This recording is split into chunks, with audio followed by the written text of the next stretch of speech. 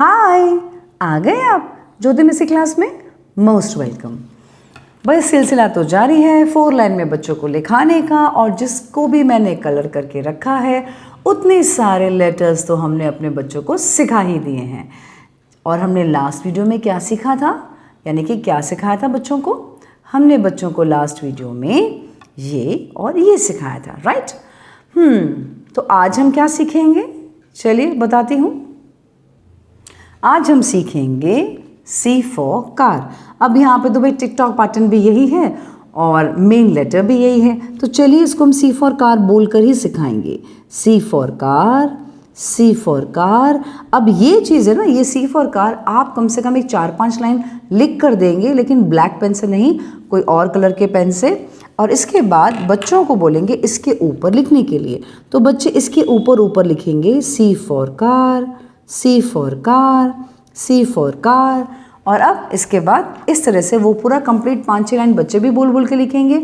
और अब आपकी बारी है उनको लिखाने की खुद, तो आप यहाँ ऐसे करेंगे और यहाँ पे छोटू सा ना ऐसे लाइन कर देंगे, ठीक है?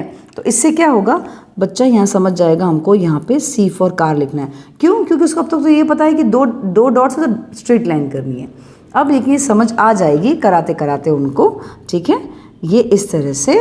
और अब क्योंकि लेटर आपके यहीं पर पड़ा हुआ है तो उसको दिखेगा भी, तो बस यहाँ पर इस तरह से C फॉर कार बच्चा भी लिखता जाएगा, राइट? तो इस तरह से ये पूरा का पूरा कम से कम 2 से 4 पेजेस आपको C फॉर कार करवाना है, राइट?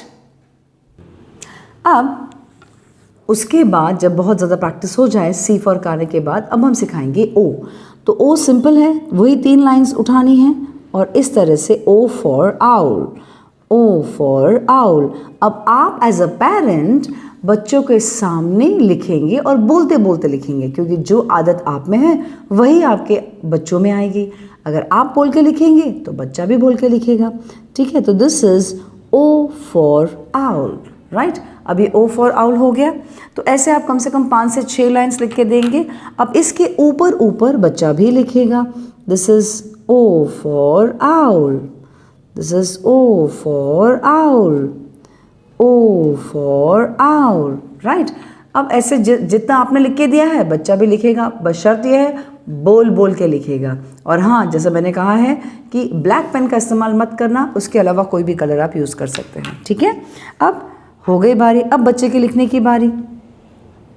अब यहाँ पे तो आप बोलोगे मिस हम यहाँ पे डॉट क्या करें, बच्चों को कैसे आएगा? तो इसका एक सिंपल सोल्यूशन जो मैं आपको बताती हूँ, यहाँ पर जब, क्योंकि स्पेशली ये O के लिए बहुत यूज़ करना पड़ता है हमको भी, कि हमको ऐसा बताना पड़ता है, यहाँ से ये इस तरह से करवाना पड़ता है, ऐसे आपको दिख रहा है ये वाला। तो ये वाला करके अब इसके ऊपर आप बच्चों को बोले डॉट कर, इन डॉट्स को ज्वाइन करो, तो ये बहुत ही ईजी हो जाता है बच्चे के लिए। अब आप बोलोगे मिस आप तो बहुत अगेंस्ट हैं वो ट्रेस वैसे डॉट वाले बुक्स के लिए, आप भी तो वही करवा रही हैं।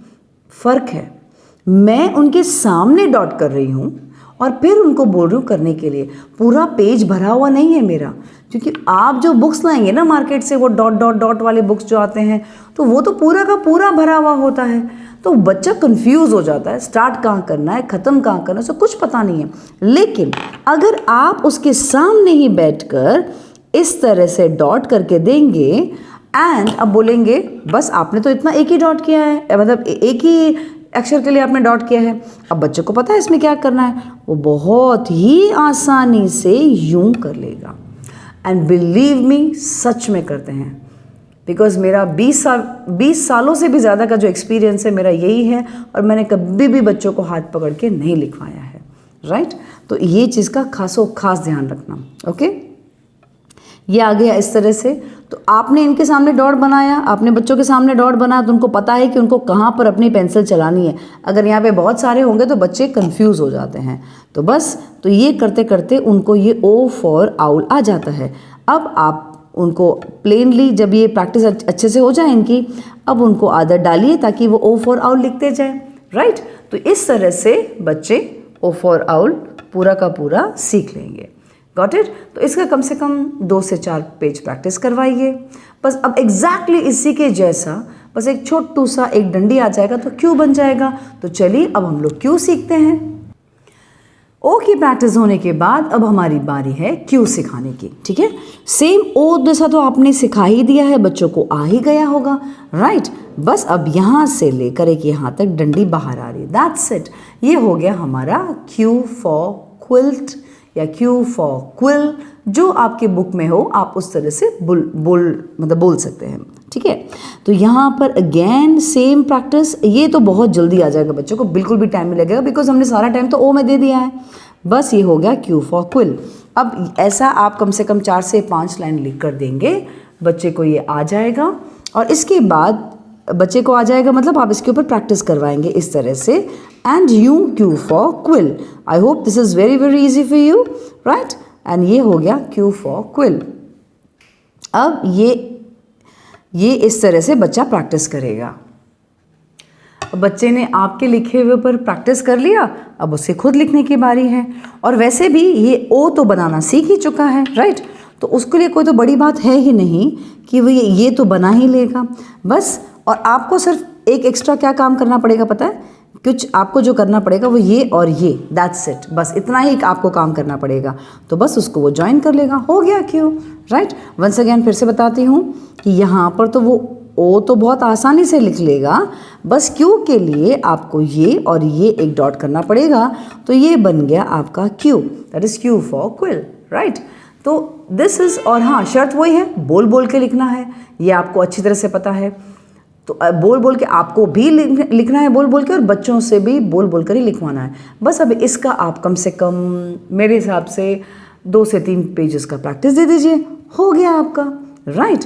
तो हमने आज क्या क्या सीखा, हमने क्यू भी सीखा, हमने ओ भी सीखा, और हमने सी भी सीखा, राइट।